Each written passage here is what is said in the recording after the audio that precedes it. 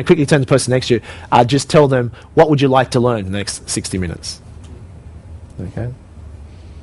What are you open to those sort of things? So whatever it is, you can create those different pre-frames. So the context will be different. It might be a harder audience, but you should be, you would be emceed, so the MC should give you credibility. They should tell the audience why you're there, why you've been invited there, what you're going to share with them. So if that's a good MC that's introduced you well, then the audience will probably want to listen to what you have to say. Then you're going to establish your credibility quickly as well.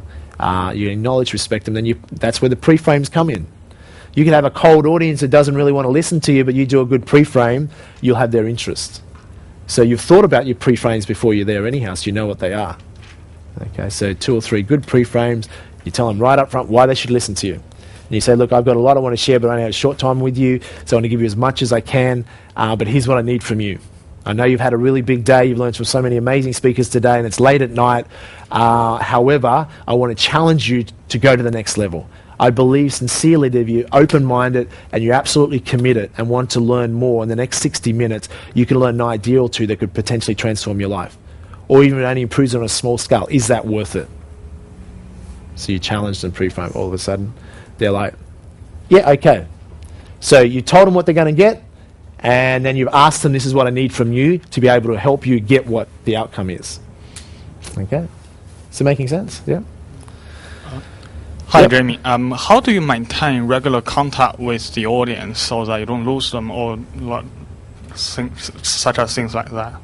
Thanks. Yeah, how do you keep the audience enthralled or engaged and things like that? So the simplest way to do that is, one, if you're passionate about something and explaining that, people will respond to that. You've pre-framed them well, they're open to want to listen. You've challenged them, you've acknowledged them, so you'll set the platform for people to listen. Then to maintain that is what you do. The most effective thing is what we talked about, is that continued interaction. Teach for 20, 30 minutes, then get them, here, why don't you turn to the person next to you, okay? Or break into groups of 3 or 4, okay, and share amongst each other, whatever you want to do. But easily turn the person next to you and just teach one person, person A and person B, person B will go first. You teach what you've just learnt in the last 20 minutes, okay? Then person A goes second, you teach what you've just learnt. Then I'll open up for questions. Or you might say, I'm going to do questions at the end. If it's a short presentation, you probably keep the questions to the end. In some presentations, you won't do any questions. You can say, you know, we don't have time for questions, but here's what I do. I'm going to stick around at the end of the presentation. Feel free to come speak to me at the back of the room. I'll be happy to answer questions one-on-one. So, you know, and that way you control. Because what will happen in some of your audiences, people put their hands up throughout the thing and they'll want to ask a question. Don't just take a question. Otherwise, then everyone will do that, and then your presentation is going to be continually interrupted. Just acknowledge them, say, you know, I know some of you got some questions. What I'm going to do is, here, I want you to turn to the person next to you, teach us, and then I'll take some questions. Or I'm going to take some questions right at the end, or we're not going to have time for questions today. Come see me at the end. I'll stick around as long as I can and answer one-on-one. People respect that, okay? Especially when you're an amateur speaker, you don't want people interrupting you with your questions, because you'll lose the power. So that's the way you handle that, okay? So that interaction, these distinctions are critical little things. You miss one of them, and you'll look at your feedback, and you'll come back and go, all I want you to do is come back to these 10 steps. And when you do a presentation, coach yourself, come back and go, aha, I did this, this, and this, well done, that worked well. I forgot the interaction. I had the audience, but then I tried to give them an hour's worth of information and knowledge without breaking it up every 15, 20, 30 minutes. And I just missed that simple interaction.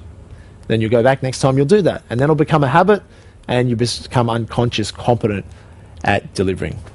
And then you'll be a famous speaker around the world, and we'll hear from you, and we may hire you at 21st Century. Making sense? Any other questions? Yeah, down to Stephen, is it? Yeah. Jamie, this is more an observation than a question, but imagine if teachers learnt this and every hour of education you had as a student, the class was approached like this, and how much more enjoyable education would be. Absolutely. Yeah, I think it's a very good point. It's something that I've thought about for some time. But you think about it, teachers are educators, but at university, I've never went to university to be a teacher, but I don't believe there's even one iota of public speaking in teaching.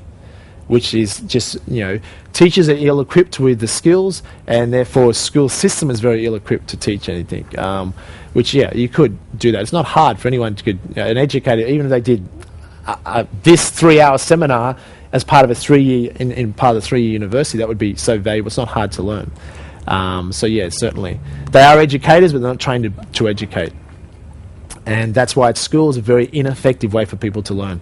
And as a result, many people leave school feeling they have a negative anchor to learning. When real learning usually begins when you leave school. I think it's such a waste, 12 years at school. People could be empowered so much more. And obviously that's been my mission for many years, is to try and change that. And bit by bit, the culture is changing. People are demanding more out of education, but it's a very slow process. So, any other questions? Who's more excited already about being a public speaker? So here's the process that will take you. We've been teaching you theory today, a very good blueprint. The actual reality will come is that taking action.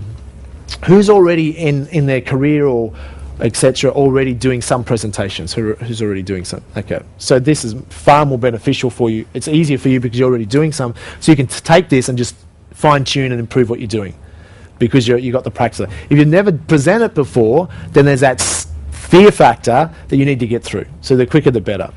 So what I've done to create speakers from people that have knowledge or expertise, and wanted them to be able to impart that to people through 21st century, etc. One thing we'll often do is, one way to break a speaker in is to interview them.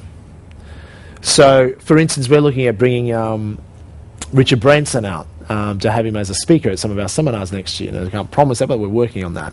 Now, Richard, even though for 30 years he's been a great PR man, building the Virgin brand, he's not a fantastic speaker. He's quite shy and quite awkward, despite the fact he's done this for 30 years. So to extract value out of Richard, the best way to do that, what we probably do, is put him on stage and interview him. So when you ask him a question, he doesn't have to think. He doesn't have to do a structured hour presentation, because he doesn't like speaking that much. He doesn't speak that often because he knows he's not that good at it. But if you can ask him a question that the audience would want to know anyhow, then away people go. They can just talk off the top of the head, this, that, and etc. All of a sudden, they're public speaking. And that's how we've done that to train many speakers, is interview them. Put them on stage with a professional MC, and just ask them questions, and before you know it, they're actually doing a seminar. They haven't had to worry about the fear, etc. So that's a very effective way to break in a speaker, or you've been invited to speak somewhere. Do it on an interview basis. Get the questions pre-arranged up front and be interviewed, and then you know what the question is going to be anyhow, and then you can just answer the questions. And it takes all the pressure off. And then before you know it, you'll be off on a tangent teaching what you do. You're passionate about something, and you're actually public speaking very well. And the fear factor's disappeared. Who thinks that might be a good idea? Okay, that's one way we found very effective. The other way is just to practice. Mentally rehearse. Practice in front of your family, or sometimes that can be hard. Practice in front of fake people, okay? Put some pillows up there on the lounge, etc. Put some faces on them and speak to them. See if you can inspire them. If you inspire a lounge or a pillow, then you've got a future. So, to make sense, so it's all about practice. So certainly mentally creating a presentation and going through these 10 steps, incorporating that into your presentation, and then practicing going through it, all of a sudden it's like, much easier. Much easier. And then once you've got the system, away you go. Once you've learned something, it's yours forever. And the more you practice, the better you'll get. We're looking at creating a program. I'll mention this to you now. If it's of some interest to you, just put an expression of interest in. I don't want you enrolling into this yet, because we haven't decided when and if we will do it. But we are looking at creating a 21st century speaking school, which will be a 3-day program we'd look at doing next year.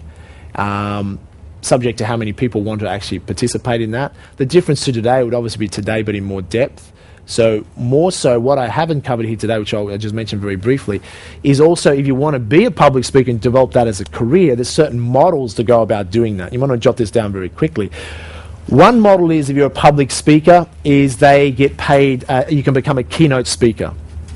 Keynote speakers get paid maybe $5,000, $10,000 upwards.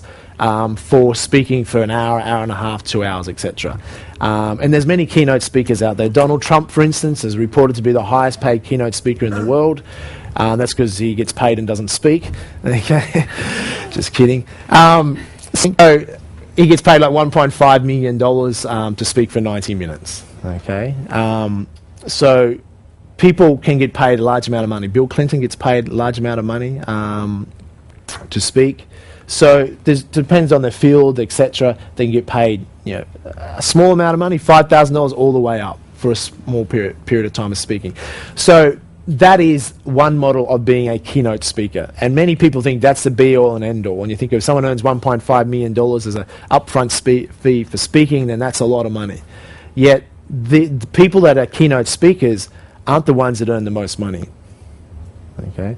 The ones that earn the most money are ones that are not keynote speakers, aren't taking a fee to speak up front.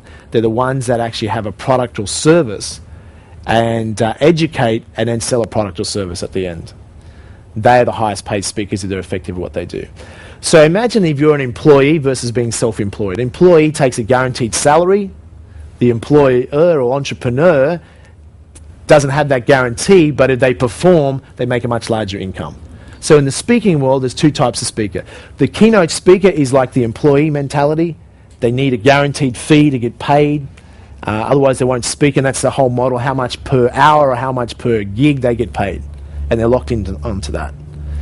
The other model of a speaker is an entrepreneurial speaker. They will speak, but they'll be promoting a product or service, ideally their own product or service or their own company or whatever.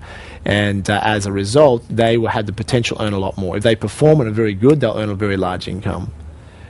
Because the audience, and it depends how large the audience is, people will want to have their product or service. So that's the second model. So if you wanted to become a public speaker, they're the two models. Now, some people do both. Some people get paid. For instance, if I very rarely do keynote speaking, but if I do a combination, I will get paid a fee sometimes to be a speaker, an event, a flat fee, but I'm also allowed to promote what I do. And that might be just a soft promotion, so I might give away people a free book or something. So what I call a soft promotion. I'm not actually selling anything, but give the audience something else they can take away with. And as a result of that, they'll find out about what I do at 21st Century and etc. Or sometimes you'd be a keynote speaker where you don't get paid a fee, but you're able to promote your product or service. And your X amount of people out of the audience will participate in that. And so people that are effective at that will earn a lot larger money than keynote speaking. And I know there's some people who teach you how to go to a program and be a keynote speaker and make $1 million a year. The whole goal is to get 100 gigs, 100 speaking events, make $10,000 per event speaking fee 100 times a year, and you make $1 million a year. Okay, who thinks that's a lot of money? And there's people that do that. But that's a lot of work. That's a job, basically. Traveling 100 times a year to different locations, and even getting paid 10 grand to speak for an hour or two sounds like a lot of money, but it's a job. The people that make the most money, the people that have a product or service and are very effective at that, because they can grow their own companies or etc. by speaking, and they can literally make millions and millions of dollars a year if they're very good at it. Okay, but like in any industry, any career, some people are very good at it and some people aren't. The ones that are good at it will be very effective. Or you might want to use your skills you're not for non-profit. You just want to be able to use your public speaking skills to promote a cause that you believe in, like a charity or something like that. So your goal might be to raise funds, but you still have a goal. It mightn't be to your benefit, but the charity's benefit. But you're still promoting whatever you're doing. You're promoting some idea, concept, etc. So they're the different speaking models. So we are looking at creating a speaking school, which would be a 3-day program. But it's going into more the model of that you would choose and helping people that want to create a product or service, or some people have an idea of product or service and how to create that, how to market that, how to package that, and how to develop a career around promoting that and doing that in detail. Then obviously at 21st Century we're always recruiting speakers. We recruit speakers from around the world, or we also develop speakers. Many of the speakers you've seen at 21st Century have been, they were 21st Century members.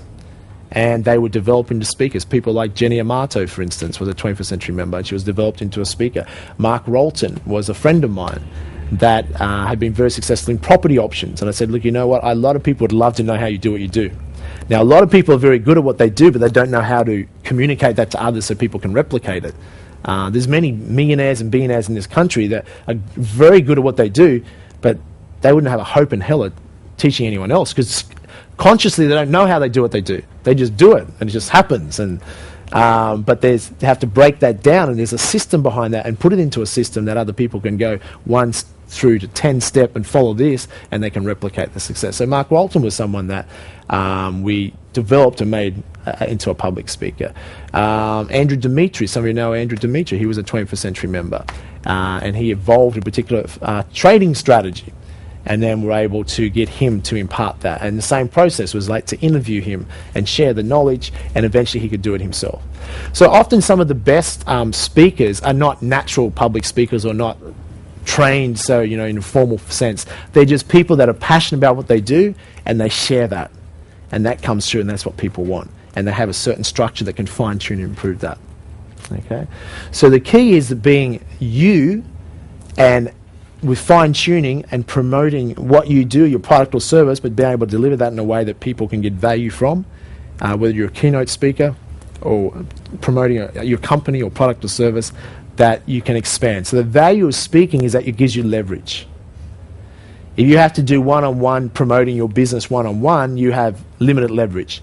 If you can develop an ability to speak effectively, you could speak to 50 people, 100 people, 1,000 people at a time and get massive leverage. Or you can be trained in creating products where you can have DVDs, etc. You can create products in that sense where you don't have to be there, where people, you can get leverage from people being able to use technology, etc. Does that make sense? So we might just, Rob, if we can just hand that out, it's a form, they might have it outside. Don't enroll in this yet, just put it, if you're interested in finding out more about that, just put, yeah, I'm interested, and if we set a date for next year, then we'll send you out some more information about that, and then you can find out, look at enrolling if you want to do that at that point in time, okay? Any last questions before we go for a lunch break? It's your last chance. Yeah, we'll start right down the back. Yeah, g'day Jamie. You're very good at connecting with people. I notice you're scanning the room all the time. Rather than, say, talking at people, to connect with everybody individually, is it just a matter of making sure that you make eye contact with each person? Yeah, it's a good point. Some people say, do you make eye contact with people? You know, someone like Tony, say Tony Robbins, Tony will actually physically make the effort to look at everyone's eyes in the audience, even 3,000 or 4,000 people. I mean, that's very difficult at everyone, but he'll focus that attention. So for myself, I try and obviously, I love people, so I like to connect with people, but it's good in the audience to connect with people. But what you'll tend to find in larger audiences, they end up connecting with certain people in the audience off stage. So for whatever reason, and you tend to, you'll try and focus not just on the front row, but you'll try and get your focus right to the back of the room. So if you focus on someone in particular, even for a short period of time, you can connect with them. You can also check that they're actually getting it and really getting that message. So I think it is important to have eye contact, and it's important to be sincere. So if you generally then want to help people, that will come through. So that's what I think is the most critical. But yes, certainly eye contact is important. Whether you're speaking one-on-one with someone, if someone doesn't give you any eye contact, it doesn't seem right. Well, what are they trying to hide? So looking at people in their eyes is very important. But also what you're doing is you're transcending energy. You're connecting with people. And also it's a good way to make sure people are actually listening. So if someone's not paying full attention, just stare at them for a little bit. Okay? Or if you're talking about a certain third-party story about, some people aren't open-minded, well, they can be skeptical, cynical, you can look right at the particular person or people that you're feeling the energy from where they're not really committed, they're like very skeptical. You just look right at them, and you can really create a state change in them, okay? Because they'll be like, okay, they'll start paying more attention, etc. Give yourselves a big hand. And before I go, I'll just mention those who haven't been to the other days. If you haven't been to all the other seminars that we have, you can order them on home study. So these days, obviously being filmed, so this program will be available on home study. If you also wish to take it away with you, combined with the program we did 4 years ago, so you can study it over and over again. But there is other programs. The program we're doing tomorrow, some of you are coming tomorrow to the live workshop, is sales and marketing program that we're doing. That will also be recorded, so if you can't get to that and you want to combine the sales and marketing training, which you, as a speaker, which is very beneficial, then you can order that on home study. study. They'll be available in a couple of weeks. Or the Time Rich program, if you missed that on Saturday, that's available as well. So as a member, most of your 21st Century members, they're $295 each as a member rate. And there's a few other programs on there as well, including the accounting seminar that we did yesterday and also the RPA seminar. So if you want some of those to study at home or continue education, who thinks some of the things we went through today might be a good idea to review a few times? So you're welcome to do that and study that at home.